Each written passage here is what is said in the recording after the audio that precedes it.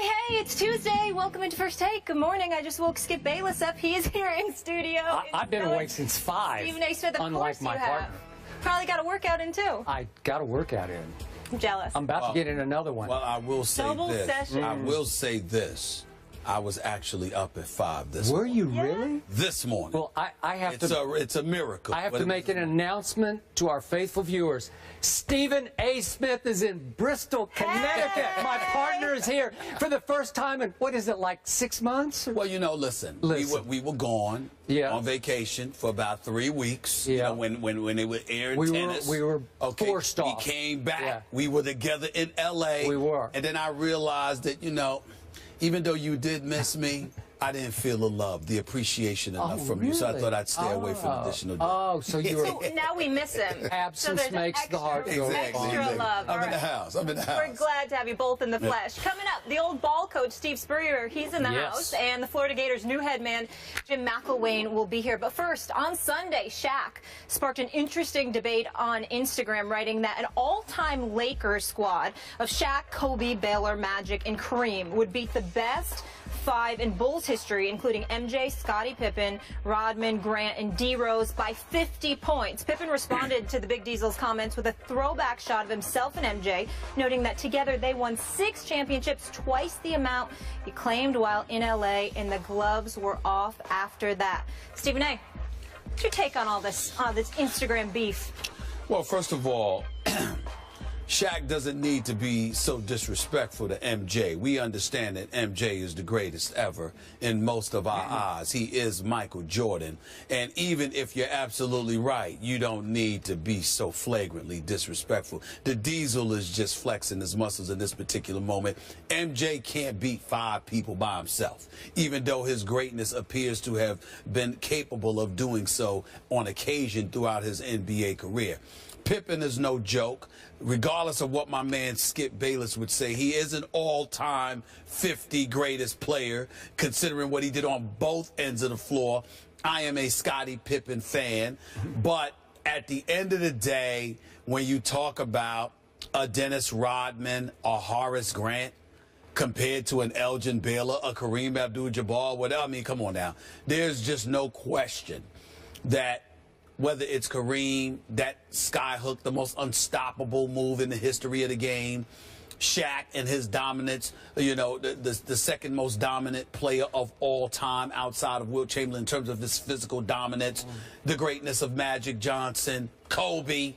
I mean, MJ, to me, just wouldn't have enough help offensively. So when I look at it from that perspective, clearly Shaq is right. I don't know if it would be by 50 points, but I think the combination of Rodman and Horace Grant on the team being offensive liabilities and incapable of stopping a Shaq, a Kareem. Yeah, how about defensive liabilities? How about defensive mismatch? Well, they're defensive mismatch because of size. Yeah. What I'm saying is that just in terms of their prowess as defenders, I would give credit where credit is due, but they're no match. The all-time Bulls are no match for the all-time Lakers. Shaq is right about that, but he just didn't have to rub it in like that. Shaq just seems in a bad mood these days. Let's let him rub it in a little bit extra. Rub it in? I don't know what's up with him. I have a bone to pick with my man Shaquille O'Neal. I think that he rigged this game in favor of his Lakers. Totally. I think he stacked the deck in favor of his Lakers. Because if I'm not mistaken here, I think Shaquille O'Neal picked the 5 all-time Bulls. Is that the way we're supposed to? That's how I'm playing it. Because obviously the 2 teams he picked are a mismatch in favor of the Lakers.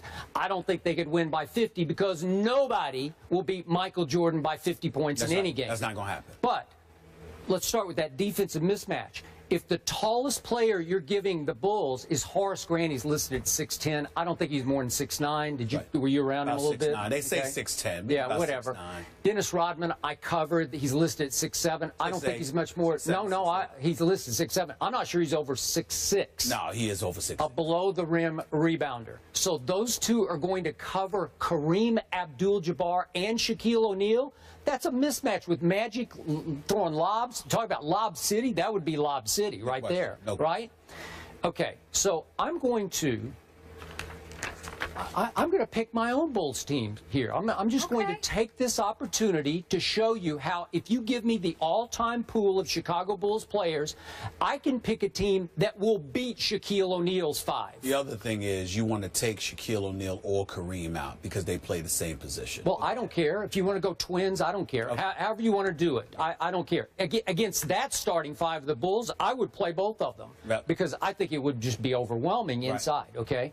But do you remember the great Artis Gilmore? Do you remember him? I remember him. Stood 7'2" at about, he's listed at about 240. I think he was about 260 because he was a big man. A lefty, he had stature. Very strong. Played in San Antonio for a while. He did, but he played for 6 years for the Chicago Bulls, so I'd say he counts here, right?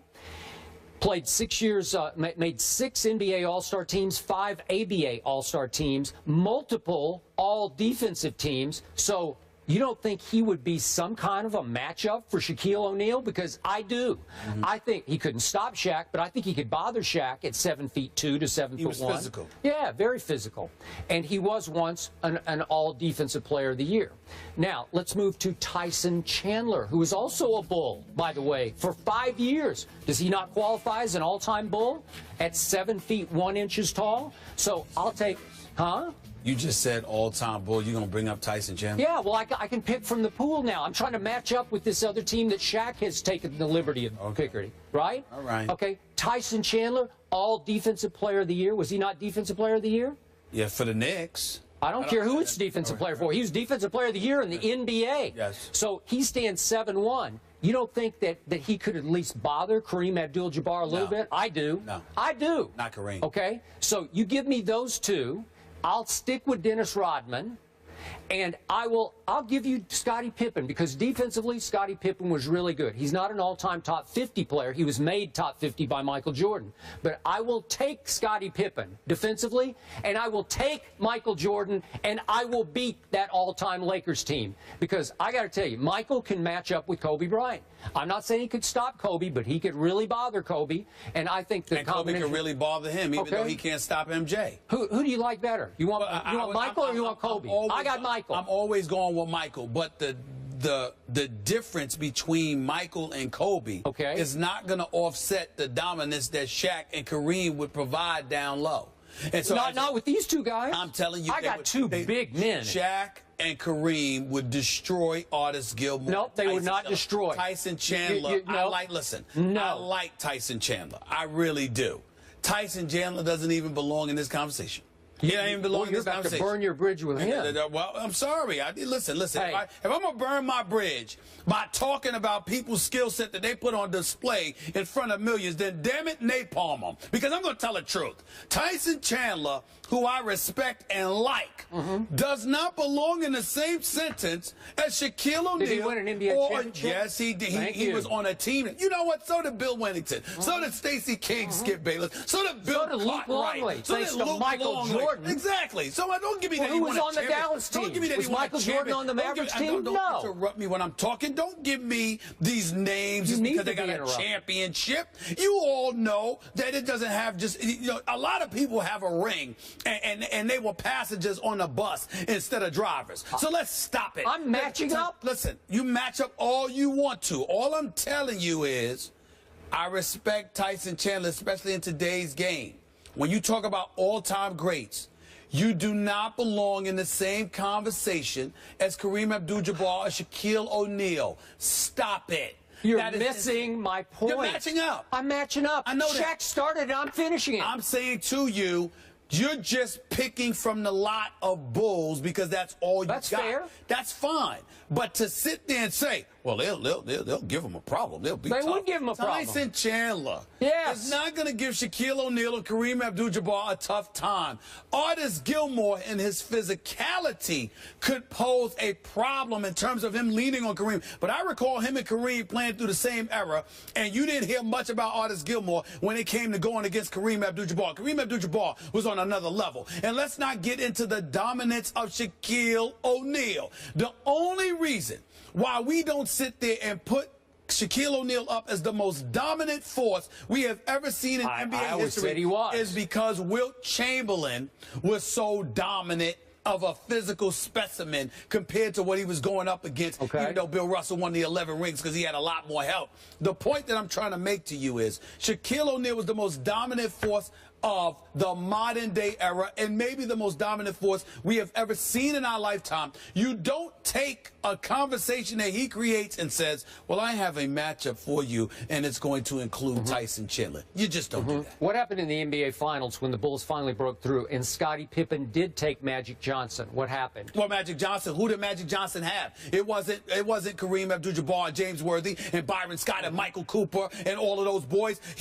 Magic Johnson had Vlade Divac, if I remember correctly, and Lord knows who else. I mean, it wasn't the typical Showtime Lakers that the Bulls and Jordan beat. But Scottie did a very good job. He did an exceptional job. He did. On Magic. He did an exceptional job. Okay. But let's just put things in its proper perspective and understand that one has nothing to do with the other. That was not the Showtime Lakers that played in the finals against Michael Jordan. If and the Chicago team Bulls. I proposed played the team Shaq proposes from the Lakers, what would the score be?